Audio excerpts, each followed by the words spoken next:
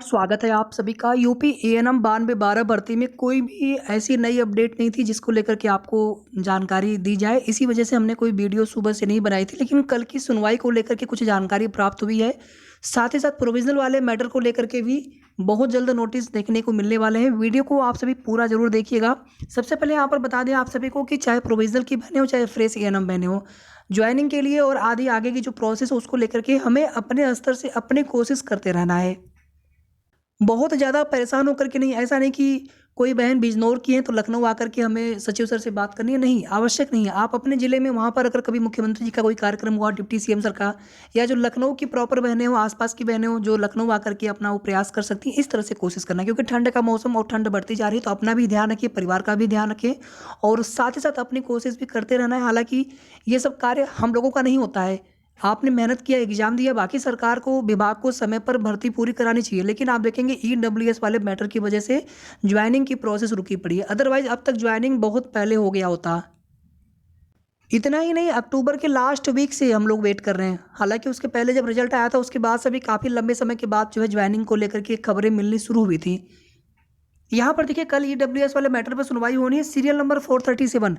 तो मामला चाहे नीचे हो चाहे मामला ऊपर लगा हो सीरियल नंबर में, उससे फ़र्क नहीं पड़ता। फ़र्क पड़ता है सरकारी अधिवक्ता या फिर जो याची पक्ष के वकील हैं, अधिवक्ता है, वो सुनवाई करवाए, प्रोसेस आगे बढ़वाए, आर्गूमेंट हो उसमें, उसमें जो भी चीज़ें, जो भी तथ्य हैं उसको रखा जाए, वो मामले को निस्तारित करवाना चाहें, तभी मामला फाइनल होने वाला है। थोड़ा सा और देख लीजिए इसमें। कल जो है 22वीं डेट लगी, 21 डेट अभी तक लग चुकी है, कल 22वीं डेट लगी है और 22 डेट मतलब कल का छोड़ दें तो 21 डेट अभी तक लग चुका है। और अभी तक मामले में एक भी आर्गूमेंटल कोर्ट ऑर्डर या फिर एक भी ऐसी डेट नहीं देखने को मिली जबकि मामले में कोई सुनवाई हुई हो, आर्गूमेंट हुआ हो। केस टेकअप होता है, सुनवाई के लिए फाइल जाती है, केस टेकअप होता है, लेकिन कुछ भी उसमें अभी तक चीज़ें निष्कर्ष नहीं निकला। और इसमें सिंगल बेंच वाले में सरकार की तरफ से सरकारी अधिवक्ता के द्वारा कोई भी हलफनामा नहीं दिया जाता है और ना ही अभी तक यहाँ पर प्रोसेस आगे बढ़ी है। और ईडब्ल्यूएस वाले प्रकरण में बिल्कुल आप क्लियर जान लीजिए कि इसमें दो तरह की मिस्टेक पाई गई थी। एक तो जो बाद की डेट का था या फिर एक दूसरी फॉर्मेट वाला और जो उसमें वैलिड रीजन पाए गए थे जिसको लेकर के माननीय कोर्ट से सिंगल बेंच से ऑर्डर हुआ था, पार्टली अलाउड हुआ था। इसमें बैक डेट का और सक्षम प्राधिकारी, चूंकि अब बैक डेट का कैसे जारी किया जाए, भले ही गलती वहाँ पर याची पक्ष की ना हो, जो बहनें जिनका सिलेक्शन नहीं हुआ उन प्रमाण पत्रों की वजह से गलती उनकी ना हो, लेकिन अब वहाँ पे अधिकारी किस प्रकार से वो लेटर जारी करें।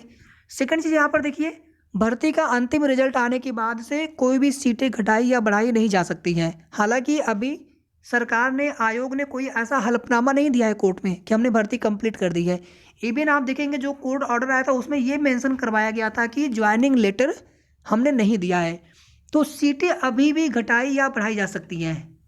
ये बिल्कुल, मैं आपको जो भी चीज़ें बता रहा हूँ बिल्कुल सही चीज़ें बता रहा हूँ। सीटें अभी भी बढ़ाई जा सकती है, उसमें शासन से अनुमति लेकर के उसमें सीटें अभी भी बढ़ाई जा सकती हैं।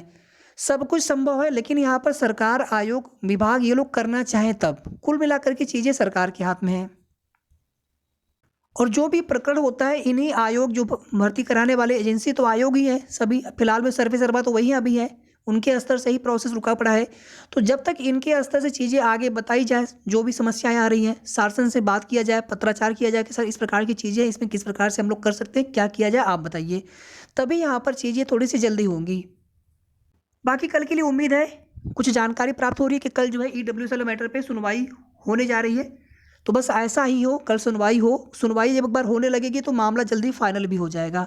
अदरवाइज आगे फिर आचार संहिता से कोई मतलब तो नहीं है, लेकिन नियुक्ति पत्र वितरण समारोह केवल नहीं हो पाएगा। बाकी कोर्ट की छुट्टियां शुरू होने से पहले ये मैटर हो जाए फाइनल तो अच्छा है, अदरवाइज फिर सीधे मामला जनवरी के लिए लिस्टेड हो जाएगा। सबसे बड़ी दिक्कत तो ये है। और फिर जनवरी में जाने पर जनवरी में और भी केसेस लगे हैं पहले वाले, फिर पता नहीं कोई नया विवाद भर्ती में उत्पन्न ना हो। तो जिनका सिलेक्शन हो गया फिर वे बहनें बेवजह कि यहाँ पर मानसिक रूप से परेशान हो रही हैं, पीड़ित हो रही हैं। तो यहाँ पर आयोग को, सरकार को चाहिए कि यहाँ पर जल्द मामला आप निस्तारित करवाएं। वैसे तो आप देखेंगे केसेस बहुत सारे पड़े हुए हैं और अभी केवल ईडब्ल्यूएस वाले प्रकरण में ही कई सारे केसेस पड़ चुके हैं, कई नए केसेस पड़ गए हैं सेम ग्राउंड पर रिलीफ के लिए। यानी जो रिलीफ मिला हुआ है